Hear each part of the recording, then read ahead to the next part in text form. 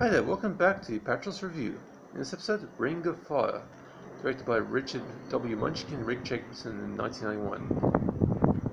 Now this film was released, it was a direct-to-video feature released on the 19th of November 1991 in Germany and the 18th of December 1991 in the US.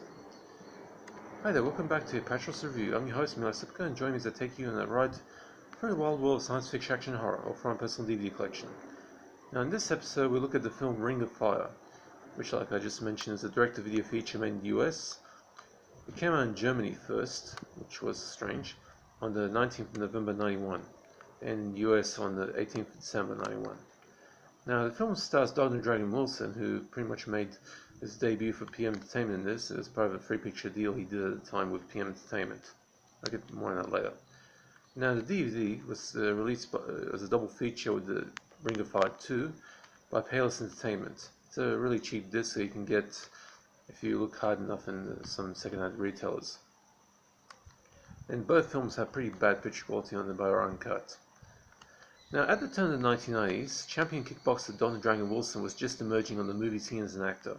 His debut for Roger Corman, the martial arts flick Blood Fist, was a surprise success, prompting Corman to star Wilson in the first of a great many Blood Fist sequels, and by 1991, Wilson already had at least 3 films under his belt, including his first science fiction action with Future Kick, which is probably the only Wilson film that isn't available on DVD anywhere in the world. My copy I actually had the VHS I converted to DVD. Now, a fully formed B-grade action hero, Wilson signed a free-picture deal with filmmakers Joseph Murray and Richard Pepin. His brand new studio of PM Entertainment, which was a rejig of their previous City Lights studio, needed somebody with name recognition to do some work for them. So Wilson made good on his free-picture deal with PM, starring in Out for Blood, the action synthetic Cyber Tracker.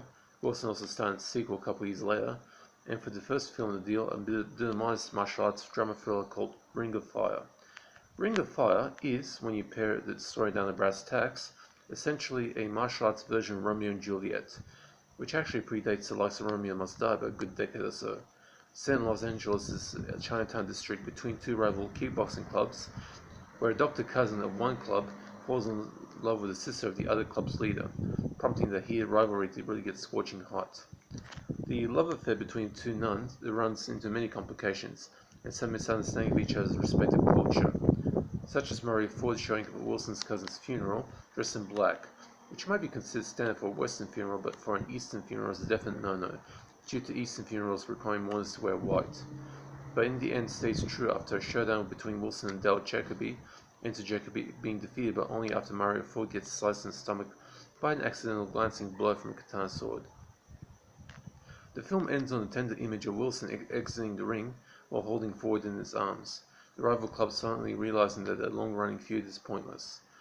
While the idea of saying Shakespeare to the tune of body blows and roundhouse kicks might sound stupid to anyone who isn't a fan of B-grade martial arts movies, the pleasant surprise is that Ring of Fire, while not technically professional enough to rival big-scale Hollywood films at the time, is actually a modestly effective romance tale and a solid martial arts B-grader. Personally, I found the combination of Shakespeare and martial arts a rather cute idea. The lack of professional polish, by this point Murray and Pepin were improving their technique, and directors Richard W. Munchkin and Rick Jacobson were not exactly top-notch directors by this time, but at least they were competent enough for the job. Might have hurt to listen to the movie, but here the slight cheesiness actually added to the film's low-budget charm. As far as writing goes, this script is pretty daring for its time, and the novelty of martial arts Shakespeare was truly a creative concept. Casting Don Dragon Wilson in the hero role was a smart decision too, since Wilson had the combat skill to pull it off, as well as having a decent personality to connect with the audience to this sort of thing. The fight scenes are small scale but plentiful, and they certainly don't skip into the nudity. If you're a Don Dragon Wilson fan, Ring of Fire is a must-have. Now for gore. There's no gore, but Wilson makes a mistake by telling his cousin to convince his lover's brother to fight Thai style. That means they need to wear gloves dipped in broken glass. Fans of the Van Damme classic Kickboxer will know exactly what I mean here. But they don't realize that the guy is crazy enough to go through with the plan. The cousin gets killed in the ring. No gore here, but as a side note, this is probably the first film I've come across where Gary Daniels gets pissed on by a Chinese dude trying to pick up chicks. Confucius says, it's always better to be pissed off than pissed on. Now for nudity. Well, you can call PM Entertainment many things, but at least they didn't skimp on the nudity here, and normally deliver awesome B-grade action to go with it. With Lisa Saxton providing at least 3 scenes of boob shots and 2 scenes fully naked, before we don't see her pubis. Murray Ford also shows the breasts during her love scene with Wilson. Now, Ring of Fire gets a B, a 6 out of 10 from me. It's a solid martial arts flick from the peak of the genre in the early 1990s. Films from 1991 are awesome. Now for the DVD. While the film itself was enjoyably good, the only sour note here is the poor condition of the DVD print. Given this is only available on Region 4 DVD through dirt cheap $2 double feature DVD from Payless Entertainment, I wasn't expecting much from Payless, but to be perfectly honest. The source must have been an American VHS tape since the picture looks like it was passively converted from NTSC to PAL NTSC speeds, but the quality is really rough. Clarity is mediocre, and there are lines of resolution going through this that resemble watching this on an old school CRT TV set. The clarity does have a little strength to enable seeing what is written in the fortune cookie closer, but in medium shot almost impossible to make out the words. This print looks really freaking bad. But there is some consolation to anyone who buys this cheap DVD. The British DVDs from Prism Leisure that some of you would be probably planning to buy instead should be avoided at all costs. All British prints of the Ring of Fire series are cut. This original losing at least 19 seconds due to the BFC's war on footage of martial arts weapons, in this case nunchucks, and headbutts. The Australian release is fully uncut, although the unusual frame rate of the DVD makes calculating runtime comparisons a bit of a headache. If you can put up with the mediocre quality, the Australian DVD from Payless is the only way to go, and at least you get the first two films on a cheap $2 DVD, so you're not going to complain too much about that. So Ring of Fire gets a B.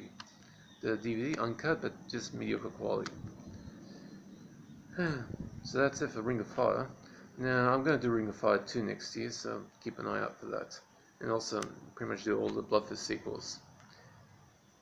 Hope you guys enjoyed that. Now I don't do requests, but if you want to have a particular film in my collection, just hit me up in the comment section. I'll answer. I'll do a D-Spectrum 6 in a few more reviews time, and then after that a year in review for 2020. Hope you guys are staying safe. Of course, the coronavirus pandemic is still going on, but at least we're getting close to wiping out that bust of a virus with the vaccines coming in. Well, that's it for this review, so enjoy yourselves.